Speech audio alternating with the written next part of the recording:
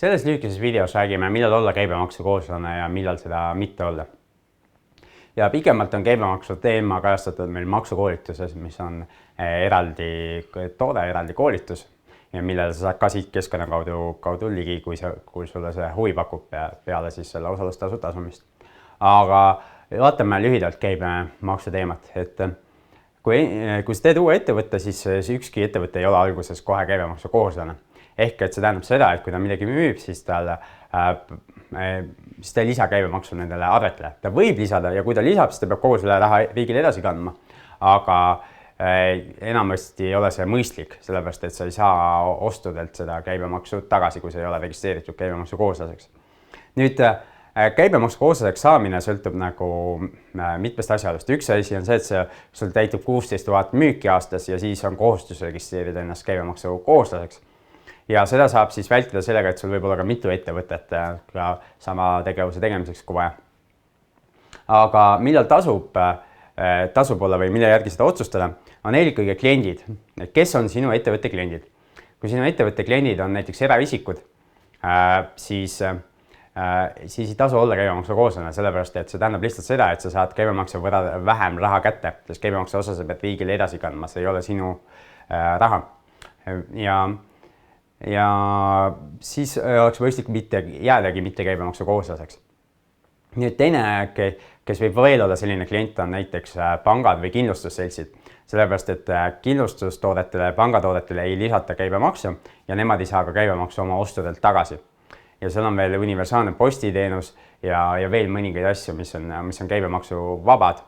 Ja näiteks ka korterite väljaüürimine, kui sa oled näiteks kinnisvaramaakler või osutad teed remonditöid või ehitusteenust osutad ettevõtjatele, kellel on eluaseme, mida nad välja üürivad, siis samamoodi see on mõistlik olla mitte käibemaksu kohuslane, sellepärast et kõik maksavad siis kokkuvõttes vähem raha. Millal olla käibemaksu kohuslane? See sõltub jälle klientidest, kui su kliendid on ettevõtted, mis on käibemaksu kohuslased, siis enamasti on mõistlik sul endal ka ettevõtte kohe käibemaksu kohuslaseks registreerida. Ja sa ei pea ootama seda 16 000 täitumist, vaid sa võid teha avalduse saada käibemaksu kohuslaseks kohe, kui sa oled ettevõtte ära registreerinud.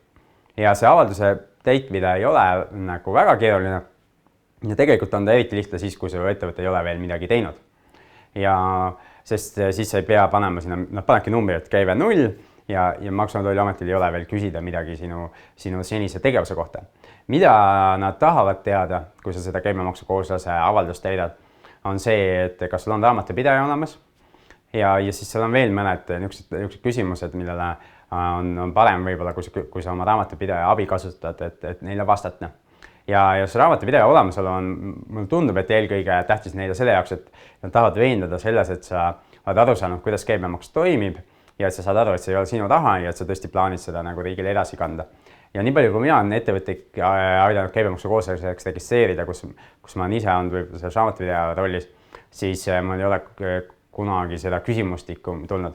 Aga samas ma olen kuulnud paljudelt inimestelt, et nendelt on tulnud kas mingi küsimustik või on kutsutud neid siis intervjuule Maksu- ja Tolliametisse, kus ametnik siis räägib ja üritab siis leida põhjust, et miks mitte seda käibemaksu kohuslase koodi anda. Ja mulle tundubki see, et see on selle tulemus, kui sa ei maini seal oma raamatupidaja andmeid. Ehk et kui sul ei ole veel raamatupidajat, siis otsi enda raamatupidaja enne, kui sa hakkad käibemaksu kohuslaseks. Siis käibemaksu kohustus toob kaasa ka igakuised deklaratsioonid, ehk sa pead hakkama igakuiselt Maksu- ja Tolliametiga suhtlema läbi e-maksuameti. Ja seda on juba mõistlik lasta teha enda raamatupidajal. Kui su ettevõte ei ole käibemaksu kohuslane, siis sul tegelikult jooksvalt ei ole vaja ei raamatupidamist ega raamatupidajat. Nii et ma loodan, et see aitas sul teha parema otsuse või aitab tulevikus teha parema otsuse, millal hakata käibemaksu kohuslaseks ja millal seda mitte teha. Aga tänan vaatamast ja kohtume mõnes järgmises videos.